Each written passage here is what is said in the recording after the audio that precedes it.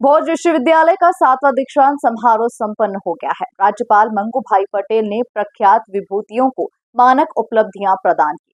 वहीं 27 राजा भोज उत्कृष्टता पदक, 161 स्नातक उपाधि और 169 स्नातकोत्तर उपाधि प्रदान की गई। महामहिम राज्यपाल मंगू भाई पटेल ने कहा कि दूरस्थ शिक्षा पद्धति आजीवन शिक्षा पाने का महत्वपूर्ण साधन है। देखिए खास रिपोर्ट।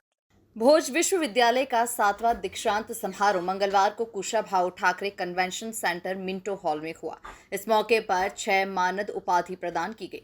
इसमें परमाणु वैज्ञानिक Padma Vibhushan doctor Anil Kakodkar, Padma Shri doctor Ashok Jhunjhunwala, doctor Nageshwar Rao, doctor Jatinder Veer Yakhmi और वरिष्ठ वृद्ध चिकित्सा विशेषज्ञ डॉक्टर ओम प्रकाश शर्मा उपस्थित रहे। इन सभी को मानद उपाधि से अलंकृत किया गया। इसके अलावा 27 राजा भोज उत्कृष्टता पदक, 161 स्नातक उपाधि और 169 स्नातकोत्तर उपाधि प्रदान की गई।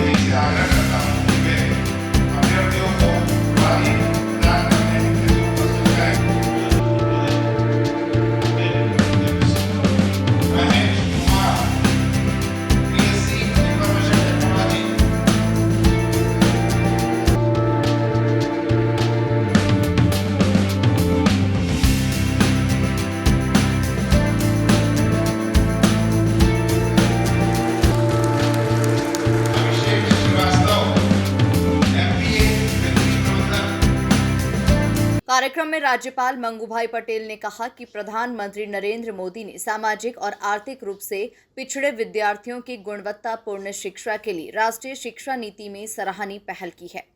जरूरी है कि दूरस्थ शिक्षा से वंचित वर्गों के लिए सामाजिक सेवाएं और उनके अधिकारों की रक्षा के प्रयासों में और मजबूती लाएं। राज्यपाल मंगू भाई पटेल ने कहा कि दीक्षित विद्यार्थी अपने माता पिता और गुरुजनों के योगदान को कभी न भूलें। बहुत बहुत बधाई देता हूँ। अपने बच्चों के लिए उसका जीवन अच्छा बढ़ाए, मगर जीवन की प्रगति में उनका बहुत बड़ा योगदान है, उसको जीवन में कभी नहीं भूलना। यहाँ 5 लोगों को सम्मानित किया। उनके जीवन में भी उनके गुरुजन, उनके माता पिता ने ये पद पर लाए। आज अलग अलग जगह पे है, मगर सम्मान ये यूनिवर्सिटी ने किया है। दूरस्थ क्षेत्रों, दिव्यांगजन, घरेलू महिलाओं, कामकाजी स्त्री पुरुष और युवा तक शिक्षा को पहुंचाने का प्रभावी साधन है। मेरा मानना है कि दूरस्थ शिक्षा जीविका उत्पादन संबंधी लक्ष्यों के साथ आज के वैश्विक प्रतिस्पर्धा में जीवन भर शिक्षा करने का महत्वपूर्ण साधन है।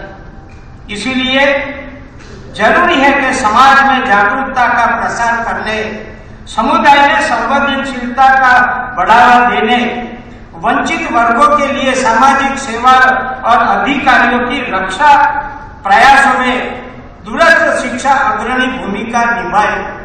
सुविधा मिल रही है सरकार की, और समाज में कोई ऐसा अनुवंशिक रोग है उसकी भी जांच करके उसको हम कैसे सहयोग करें, वो भी काम ये यूनिवर्सिटी ने किया है। इसलिए यूनिवर्सिटी को बहुत बहुत बधाई देता हूँ। प्रधानमंत्री श्री नरेंद्र मोदी जी ने सामाजिक और आर्थिक रूप से पिछड़े विद्यार्थियों को गुणवत्तापूर्ण शिक्षा प्रदान करने के लिए राष्ट्रीय शिक्षा नीति की पहल की है। राष्ट्रीय शिक्षा नीति की सफलता के लिए दूरस्थ शिक्षा का स्वरूप गरीब, वंचित और पिछड़े क्षेत्रों के विद्यार्थी पर केंद्रित होना चाहिए। विश्वविद्यालय अपने कार्यक्रमों को जीवन भर शिक्षा, कौशल उन्नयन और भविष्य की जरूरत अनुसार डिजाइन करे। विश्वविद्यालय की जीविका उपार्जन के विभिन्न लक्षणों के साथ ही विद्यार्थियों को ज्ञान एवं कौशल के आदान प्रदान का प्लेटफॉर्म उपलब्ध कराने की पहल करे। तेजी से बदलती इस दुनिया में उच्च मान। वहीं मध्य प्रदेश के उच्च शिक्षा मंत्री इंदर सिंह परमार ने कहा कि हमारे देश में जो महापुरुषों ने काम किए हैं उनसे कुछ न कुछ प्रेरणा मिलती है। राजा भोज के जीवन में हमें जल प्रबंधन की सीख मिलती है। इसी प्रकार शिक्षा और संस्कृति को लेकर राजा भोज का अद्भुत काम था। उनके पास ज्ञान का भी भंडार था। आज के समाज और विद्यार्थियों को उनसे सीखना चाहिए। देखिए, हमारे देश में हमारे महापुरुषों ने जो काम किए हैं उनके जीवन से कुछ न कुछ प्रेरणा मिलती है। और राजा भोज के जीवन से हमको जल प्रबंधन का 1000 साल पहले का उनका जो दृष्टिकोण था, आज भी वो इतने बड़े भोपाल को पानी उपलब्ध कराने में सक्षम है। इसी प्रकार से शिक्षा और संस्कृति पर जो राजा भोज का काम था, अद्भुत काम था। कई ग्रंथ उन्होंने लिखे हैं, बड़े विद्वान थे। इन्हें शौर्य और पराक्रम के साथ में वो ज्ञान का भी उनके पास भंडार था। आज के समाज को, आज के विद्यार्थियों को उनके जीवन से सीखना चाहिए, ज्ञान प्राप्त करना चाहिए। धन्यवाद। डॉक्टर की मानद उपाधि से सम्मानित परमाणु वैज्ञानिक और पद्म विभूषण से सम्मानित डॉक्टर अनिल काकोडकर ने कहा कि मुझे यहां आकर बहुत अच्छा लगा। मैं मध्य प्रदेश से आता हूं।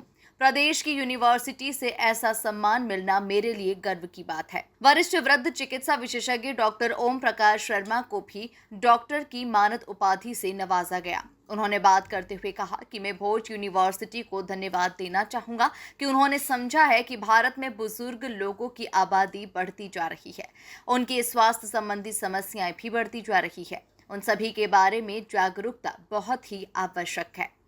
नहीं, बहुत अच्छा लगा। और वैसे मैं मध्य प्रदेश से आता हूँ, निमाड़ से, तो मध्य प्रदेश की यूनिवर्सिटी से ऐसा सम्मान मिलना मेरे लिए बहुत बड़ी बात है। और ऐसा लगता है कि बहुत सम्मान मिलते हैं, मगर घर से जो सम्मान मिलता है उसकी कोई बराबरी नहीं होती। तो वैसी मेरी भावना है। मेडिसिन हूँ इंद्रप्रस्थ अपोलो हॉस्पिटल में, और जीरियाट्रिक सोसाइटी ऑफ इंडिया का जनरल सेक्रेटरी हूँ पिछले 40 सालों से। भारतवर्ष में वृद्धों की संख्या बढ़ती जा रही है। भारत के वृद्ध दुनिया के अन्य वृद्धों से कई मामलों में अलग होते हैं।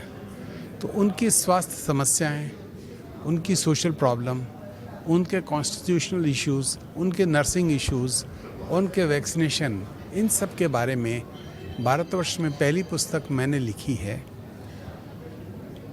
पहली पुस्तक मैंने 1999 which was declared international year of older persons में निकाली थी, और अब उसके 5 एडिशन निकल चुके हैं। Principles and practice of geriatric medicine, और हर मेडिकल कॉलेज में पढ़ाई जाती है।